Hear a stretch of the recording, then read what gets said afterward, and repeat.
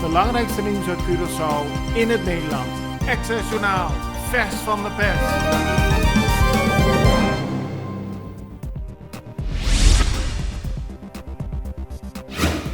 Leiders van de 3 centrale vakbonden, SSK, CGTC en SSS, hebben gisteren om tafel gezeten met de overheid om een verzoek om de korting van 12,5% op de arbeidsvoorwaarden van ambtenaren van tafel te halen. Later zeiden de vakbonden dat er eigenlijk niets nieuws op tafel is gekomen, omdat de overheid nog steeds vasthoudt aan de voorwaarden die zijn gesteld voor het korten van 12,5%. Wat de vakbonden betreft is dat onacceptabel en zij willen verder gaan om te kijken hoe ze kunnen zorgen dat er geen korting komt op de arbeidsvoorwaarden van ambtenaren.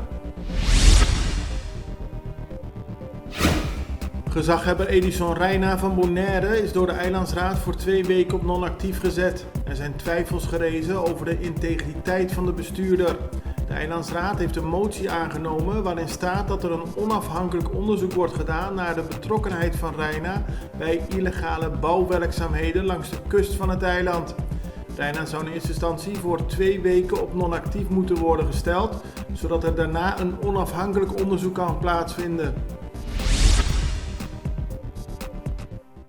Na Colectra, nós toma tempo para servir ora com mais de comunico.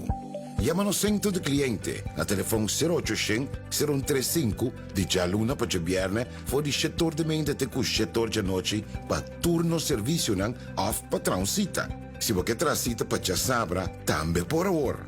Por escolher para trabalhar, riba aqualectra.com e aproveitar a mesura, põe o documento na cerca para visita cerca nós, vai mais fácil. Sim, Aqualectra, seu centro de cliente, está claro para servir na momento que você come a bo.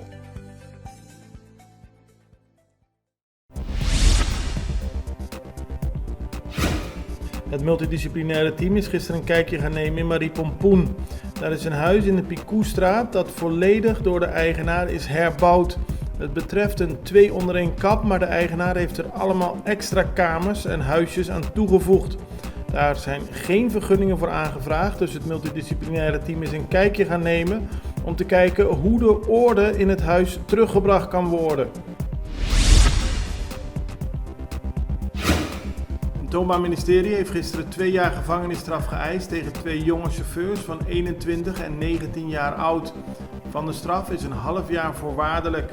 Volgens het Openbaar Ministerie hebben de 2 een dodelijk ongeluk veroorzaakt op 17 januari van dit jaar, waarbij 2 mensen om het leven zijn gekomen. Het betreft een Dominicaanse vrouw van 61 jaar en een Venezolaanse man van 35 die net klaar waren bij hun werk in Playa Forti en op weg waren naar Punda. De Extra meldt vandaag dat veel ministers in de maand oktober uitlandig zijn. Zoals minister Roetnielda Laumoni Cecilie van 10 tot 20 oktober in Nederland. Bezoekt minister Seintje de Dominicaanse Republiek van 9 tot 16 oktober. Minister Javier Silvania bezoekt Washington tussen 7 en 18 oktober. Minister Dorothy Peters-Janga is vanaf 17 oktober uitlandig vanwege persoonlijke redenen.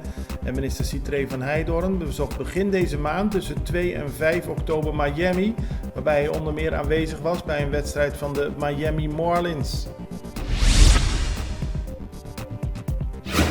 De kustwacht in Aruba heeft in de nacht van dinsdag op woensdag 11 ongedocumenteerden aangehouden. De kustwacht signaleerde een verdacht vaartuig en stuurde een patrouilleboot hierop af. Daarna volgde een achtervolging op zee en werd er een waarschuwingsschot gelost. Uiteindelijk stopte de boot en konden 11 ongedocumenteerde mannen worden overgebracht aan de politie.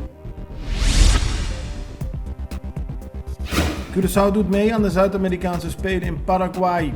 Glenka Antonia heeft de eerste medaille van Curaçao gewonnen. Dat deed ze bij hoogspringen. Ze behaalde een hoogte van 1,81 meter en behaalde daarmee de zilveren medaille. Glenka Antonia verblijft sinds enkele jaren in Nederland en is onder meer Nederlands kampioen bij het hoogspringen. Het belangrijkste nieuws uit Curaçao in het Nederland. Access Journaal, vers van de pers.